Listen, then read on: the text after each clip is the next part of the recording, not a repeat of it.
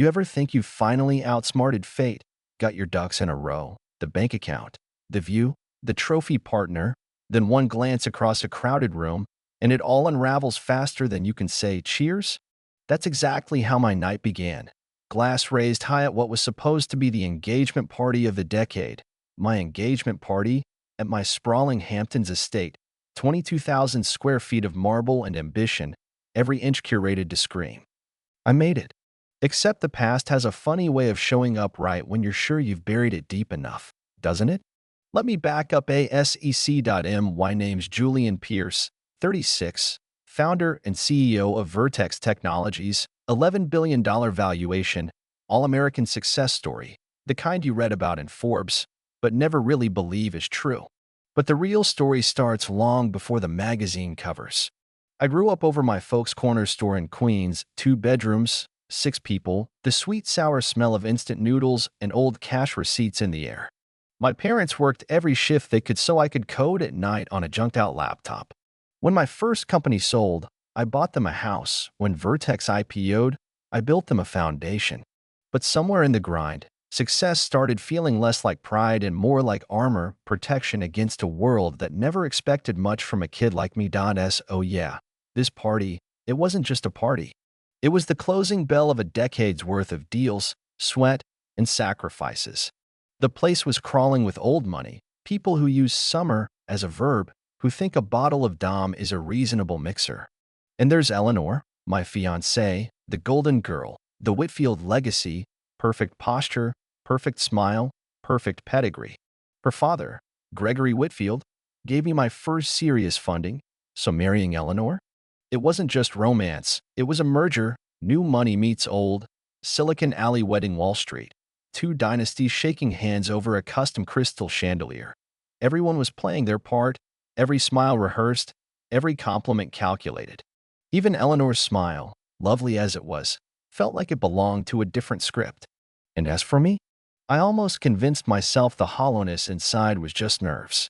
That once we made it official, her ring, my shares, contract signed, it'd all finally click.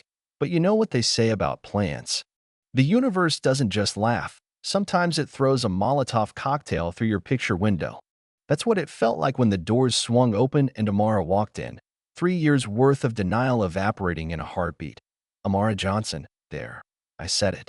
Back when Vertex was barely off the ground, she waltzed into my office, straight up told me our back-end code would implode at scale, handed me a napkin with a blueprint, and changed the whole game. No flattery, no fear, just pure genius. We went from colleagues to co-conspirators to something so much deeper, late nights spent arguing over quantum computing and the ethics of AI, stealing kisses in dark office corners during blackouts. She remembered every janitor's name, brought up uncomfortable truths, pushed me to be better. For 8 months, she was my safe harbor, my challenger, my equal. But then came the investor dinner, Gregory's eyes sharp, calculations happening behind that affable smile. The next morning, my mentor sat me down. Julian, you've worked too hard to risk everything now. Old money talks diversity, but they don't put their money behind it. Amara makes you unpredictable. I convinced myself it was temporary, that once Vertex was untouchable, we could go public with our love. But when she packed her things and left, dignity intact even as she cried, I didn't stop her. I watched the best thing that ever happened to me walk out because I was too scared to stand up for us. She quit 2 weeks later, left the country a month after. I buried myself in work, built a billion-dollar company on the bones of my own cowardice. When I saw her at the party, her hair swept up, blue dress glowing against her skin, as that still saw straight through me, I could barely breathe. My mouth moved, spitting out some pre-rehearsed toast about partnerships and futures. But my mind was stuck in that tunnel, all noise fading except the sound of her voice in my memory. Eleanor's fingers tightened on my arm. Are you okay? No, I wasn't. I hadn't been since Amara left. I fumbled for air, excused myself, and tracked Amara down just as she was chatting with one of our board members. Up close, she seemed even more magnetic, older, sharper, a confidence in her posture I'd never seen before. Congratulations on your engagement, she said, voice level, like we'd never been more than colleagues. We stepped out onto the balcony, moonlight spilling over the ocean, both of us shivering for different reasons. Turns out, she'd started her own quantum security firm in Berlin, flown in because Vertex's CTO wanted to partner. She showed me our old napkin, the original plan we'd scribbled at that Thai restaurant when everything seemed possible. She'd built it, without me, without Vertex. It knocked the wind out of me, what she'd accomplished, what I'd lost. She slipped the napkin back in her clutch, all business now, ready to disappear again. Back inside, Gregory was already plotting the next phase, hinting at board restructuring, getting rid of the diversity hires. All those people who'd actually built the company's backbone. I watched Amara across the room, animated and alive, her brilliance unmistakable. Eleanor stood nearby, perfect and untouchable, but we'd never argued, never truly connected.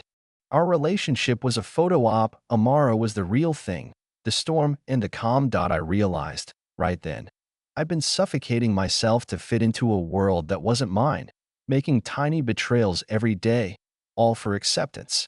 I'd betrayed Amara, my team, my parents, myself. My heart was racing, but for the first time in years, I felt sure about what I had to do. I walked into the center of the room, tapped my glass, and the crowd hushed. "I'd like to make another toast," I said, voice steady. "To honesty." Nervous laughter. 3 years ago, Vertex was failing, but Amara Johnson came on board and changed everything. She created our flagship product, built our architecture.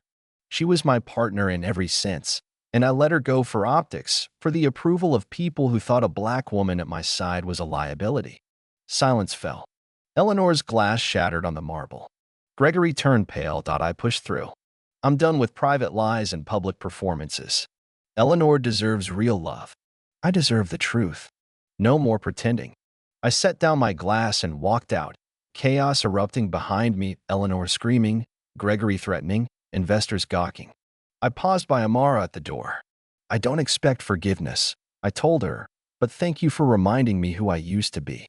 That night cost me $53 million, 3 board resignations, a PR bloodbath, and an engagement ring hurled at my head. For the first time in a decade, I slept easy. 2 months later, I'm in Berlin, running a smaller, leaner Vertex with a handful of true believers. My parents visited, and my mom hugged me, whispered, "You look like yourself again." Amara walks in, no armor, just jeans and a sweater, her hair wild. We're partners now, our firm's building encryption tools for everyone, not just the highest bidder, no backdoors, no politics. Forgiveness comes slow, a shared smile, a careful joke, trust rebuilt one late-night code review at a time. She asks if I want dinner, casual but hopeful. "Yeah," I say, and mean it. Success looks different now. It's not the number of zeros, but the quality of the truth I tell, the courage to live it, the hope of something real finally. Some folks might call what happened at that party a meltdown, a disaster. Me? I call it the night karma finally showed up, not as a punishment, but as a wake-up call, a reminder that it's never too late to choose what's real over what's easy. If you've ever been faced with a choice between comfort and courage, tell me, what would you have done in my shoes? Was I a fool, or just finally free? Drop your thoughts below, share your stories, and if you want more raw, untold stories that pull back the curtain on success, hit that like and subscribe. Because next week, we go even deeper,